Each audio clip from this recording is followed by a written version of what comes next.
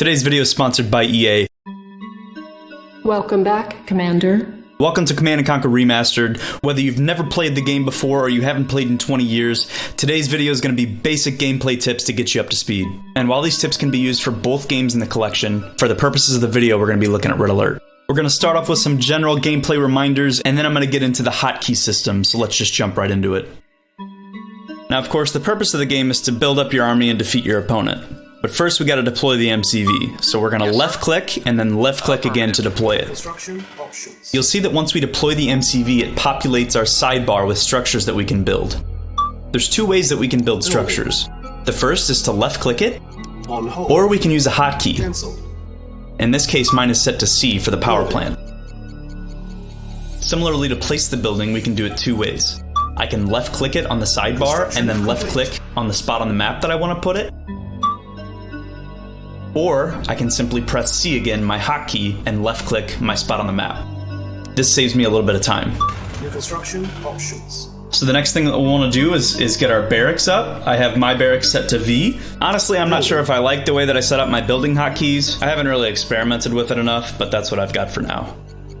Construction complete. After our barracks, we'll want to get up our ore refinery to start collecting resources, followed by the war factory to build tanks. But since we've got our barracks up, we can talk about building queue and unit selection. Construction complete. You'll notice that as soon as I place the barracks, a new tab pops up, the infantry tab that we can click. This addition of the tab system is one of the most notable changes in the Remastered Collection.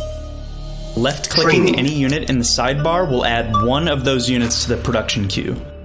The production queue has a maximum of 99 units, and you can combine any of the units to max out at 99. You can also add 5 units to your production queue by holding down Shift first and then left-clicking. There's a few ways we can select our units to command them. We can click on individual units, and that'll select one unit, or we can hold down left-click and drag over our desired selection. Anything within that box will be selected. If you double-click a specific unit, it'll select all of those units in view. The miners collect ore, which helps us build the economy so we can create our armies. You want to place your ore refinery as close to the ore as possible, so that way the miners don't have to travel very far.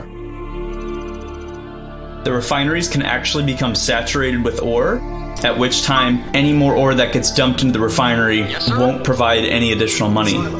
That's why we have ore silos to store the excess resources. And you can see when I build an additional silo, the level of ore goes down.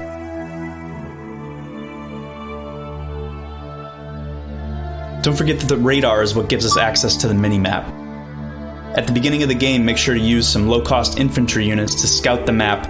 That way, once you get your radar online, you'll be able to see more of it.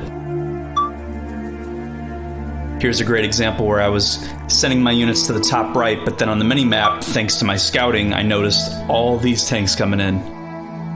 It's important to keep in mind that your power is one of the most important resources you have in the entire game. If you go low power, your production speed is heavily reduced, you lose your radar, and your super weapon timers stop. If you place your mouse over the power meter, it'll tell you how much power you have and how much power you've used. And each of the structure pop-ups tell you how much power they'll take up. The pop-up's power indicator will also turn red if building that structure will make you go low power. So make sure to get a power plant up first before you build that structure. Now let's dive headfirst into hotkeys.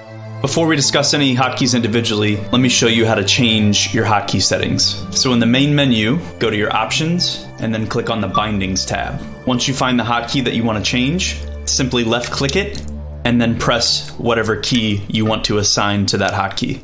For most of the hotkeys that we'll discuss, I'm going to give you the default setting and my recommendation. Now let's talk about the most important hotkeys one by one. The first hotkey you can utilize at the start of every game is to deploy the selected MCV. The next hotkey is if you lose sight of your MCV, or you need to refocus on your base quickly if you're being attacked.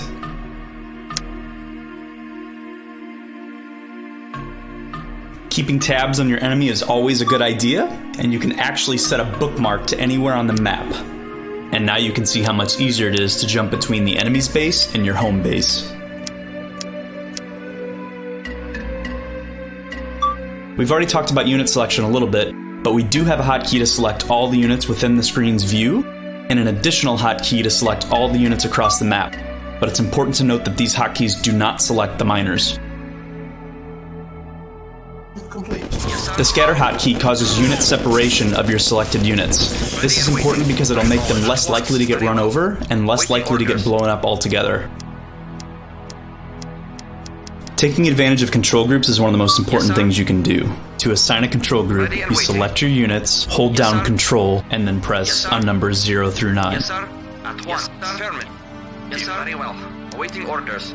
And then double-click that number to jump to them across the map. This makes the micromanagement of different unit groups much easier, whether they have different roles or different locations across the map.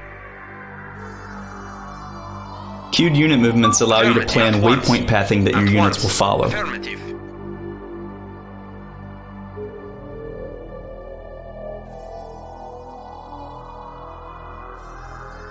Waiting orders. Affirmative. Guard is a useful feature that can be used on specific units or anywhere that you select on the map. Using this function will trigger your units to attack enemy units that come within a certain radius.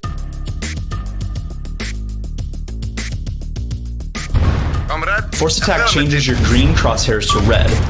This allows you to attack things that you otherwise wouldn't be able to. Normally when you hover over an enemy unit, it'll show you the red attack crosshairs. However, one of the classic features of Command & Conquer is the ability to run over enemy infantry. You can do that with Force Move. By holding down Alt and then clicking that unit, you'll see that your cursor changes. That'll allow you to run over the infantry. Alright, these next two hotkeys are super high yield. You don't want to have to waste your time moving your mouse to the sidebar just to click the repair button. Using the hotkey to repair your buildings will save you a bunch of time and maybe even a building. And remember that your engineers can repair structures to full health. Affirmative.